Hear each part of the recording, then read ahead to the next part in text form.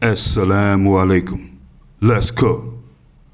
Okay, people, these old drug era, hip hop era Negroes are the worst right now. They just can't let it go. A lot of people keep talking about the youth, these so-called YNs, these young girls and boys, 16 to 23, doing wild things. Yeah, they are in bad shape. They are in bad shape. But look where they come from, man. I mean, we have these people now, and always did, 40 plus, who just continue to romanticize about a time when black people got washed up. Old people on the internet, a lot of male groupies, man. A lot of male groupies. And I gotta say this, man, excuse what I'm saying. I gotta put it like this though, astaghfirullah. A lot of you guys just can't stop dick riding these people, man. It's embarrassing. You continue to meat ride these people who did nothing but sold drugs and helped destroy these neighborhoods, go to prison, and come home to a bunch of male groupies who are still romanticizing about something they wish they could have did. It's sick, man. You know what I mean? And listen, if you're somebody who did all that and went to prison, I get it. These are young people in the ghettos who just wanted some money. They just wanted some money. They wanted to have nice things or whatever. And they had an opportunity. They did it. They went to prison. They died, Now a lot of these guys more of them are coming home from prison and they happy to be home and they should. They're doing positive things, some of them, and good for you, man. Good for them. Keep up the good work. But these male groupies, man, these male groupies acting like women for these guys and only doing it because these dudes sold drugs. This is some dysfunctional buffoonery, man. It's not even the young people. See, that's how bad it is. A lot of people try to put things on, it's the drill rapping and young. Look how the 40 pluses act on the internet, worshiping drug dealers, guys who did stuff 30 plus years ago when they were teenagers or young in their 20s and they just wanted some money. It's disgusting, yo. You male groupies are you dick riding male groupies are the work. It's like enough is enough. When do it stop? It's these hip hop era, drug era, hypocritical Negroes always talking about how times got to change and we got to stop the violence and do better. You can't be taken seriously. You know what I mean? And most of the people who are out groupieing and worshiping these old drug dealers or whatever are the guys who sat back and dreamed about being like them when they were young, listened to rap songs and things like that, and was never that and could never be that. And they still are dreaming about it because these guys who actually did that stuff, I don't know if they really asking for these people to continue to meat ride them, man, and romanticize about them. They just doing it. I just seen something that was just straight ridiculous, man. Straight ridiculous. Embarrassing. I seen Jada Kiss, man. And we know Jada Kiss from that time. If you know Jada Kiss. People love Jada Kiss, one of the best rappers. If you listen, at that time, if you listen to rap music or whatever, one of the best MCs, period, Jada Kiss. But I seen something. Jada Kiss was at some kind of like party or something, or a function for Prince Miller from the Supreme Team. Prince Miller. People, the East Coast, the Supreme Team, they're world renowned now. You know what I mean? People all over the world know the Supreme Team, Fat Cat, Lorenzo Nichols. He's still in prison almost 40 years. Pappy Mason still in prison almost 40 years. Supreme McGriff, who was his uncle, still in prison. And Gerald Prince Miller, he just came home. He was part of the Supreme Team. He did 32 years in prison. He's on YouTube now talking about things. He speaks well and everything. It's good that he, wants to speak positive. He went in prison when he was 23 years old.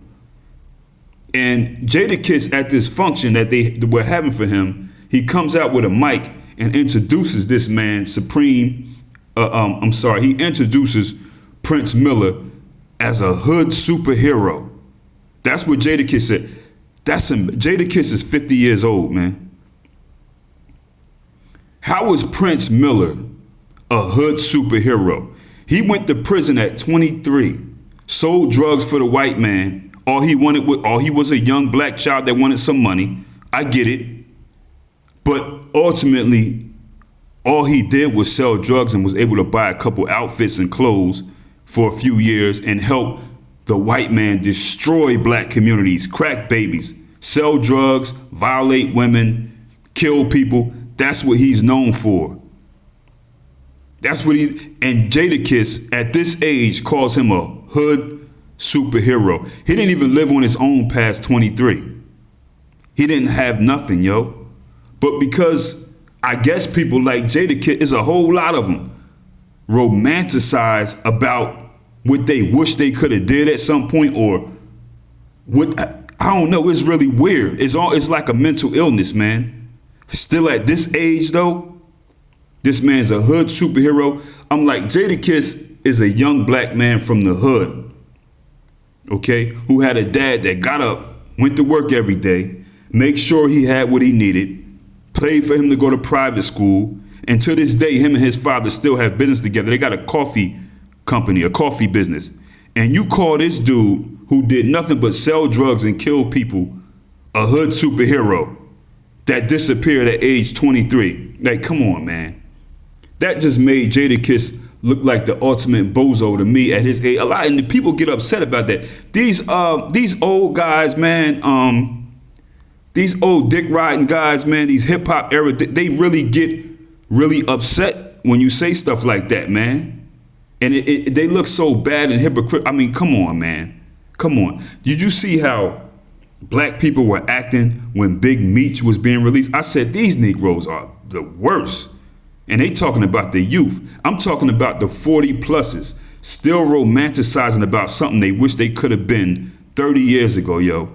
Now, I get it if you're like a relative of these people. Big Meech has a family, you know what I mean? I'm sure, who know him. But these people don't even know him. All he did was sell drugs and have parties and go to prison. Now I mean, come on, man. He did absolutely nothing but that you know. That you know. I'm not talking about his family that know, like that you know. And you got these old Negroes running around acting like he's some significant figure in black history. Like, come on, man. This is so stupid. They talking about the youth. Black people got nothing out of the drug era, the hip hop drug era, whatever, but death, destruction, nothing else. A few songs that people like, if they like the music. I'm not knocking anybody that wants to listen to the music. I'm not knocking that just because I might not anymore, but be serious, man.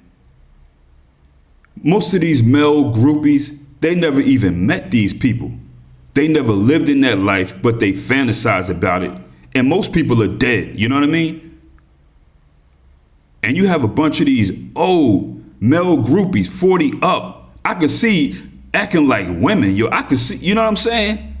Just straight dick riding. It is really disgusting. These were kids when they went in, you know what I mean? All they did was sell drugs. They were bamboozled. They wanted some money. They're tired of being poor.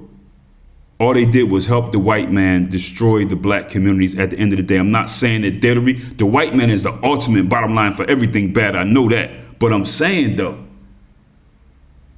you know what I mean? Whitey said, okay, I'm going to give you a few years to buy some clothes, a few cars, impress some poor people, and then you'll get killed, or we'll kill them, or you'll get 30 plus years. Like, come on, man. People are celebrating, you know, Rich Porter. Come on, man. Like, if you knew him, I get it. He's from your neighborhood. You like him. You know him. That's a whole different story. If he's a childhood friend, I get it. You know what I'm saying? But I'm talking about these Balchinian Negroes on social media. Don't even know these people. Never met him. Just heard stories. These male groupie, 40 and up, Balchinian. Listen. Rich Porter died at 25, yo. He did nothing but sell. All you know him for is selling drugs for the white man and helping destroy the community. That's all you know him for, unless you know him personally. I'm like, these are some ignorant old burnout Negroes that can't let it go, yo.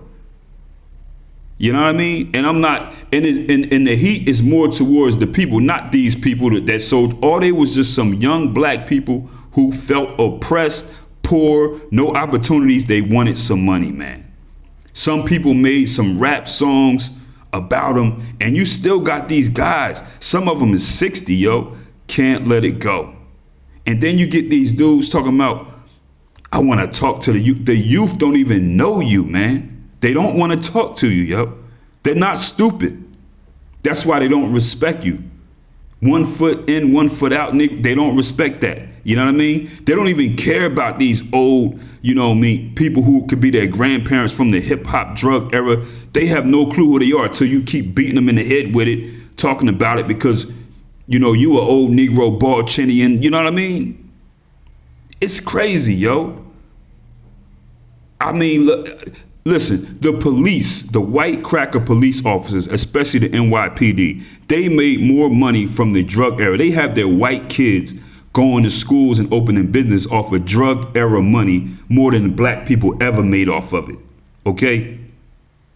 These were just some young people, man. And y'all around here worship. It's like, when do you too old, yo? You still salivating and male grouping and worshiping guys who did something for a few years when they was 17 or 23.